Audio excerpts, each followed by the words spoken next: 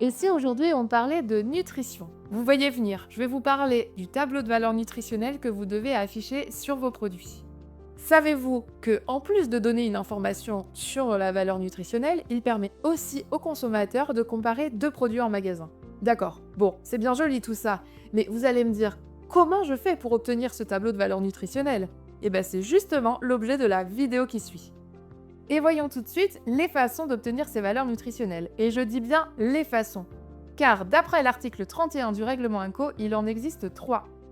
Tout d'abord, l'analyse en laboratoire, ensuite le calcul à partir de la valeur des ingrédients ou alors l'utilisation de valeurs de référence.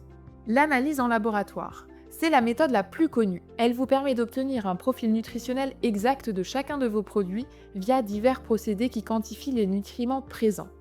C'est la méthode la plus précise mais aussi la plus coûteuse, comptée entre 150 et 200 € par produit. Elle peut aussi être relativement longue en raison des envois d'échantillons et des délais de test. Cela peut poser des problèmes en termes de logistique, notamment pour les produits frais. Le calcul à partir des ingrédients. Cette méthode consiste à utiliser les valeurs moyennes des ingrédients pour estimer la composition nutritionnelle du produit final. C'est celle que nous utilisons chez Alma et Margot grâce à notre calculateur. En partant de la recette exacte de chaque produit et des informations nutritionnelles des ingrédients, nous obtenons une estimation aussi précise que possible. Moins précise que l'analyse labo, certes, mais beaucoup plus abordable et rapide. Vous pouvez même le faire vous-même. Cependant, cela demande du temps et de la rigueur. En passant par Alma et Margot, vous vous libérez de cette tâche à moindre frais. L'utilisation de données de référence. La dernière méthode repose sur l'utilisation de tables nutritionnelles officielles comme celle de l'ANSES.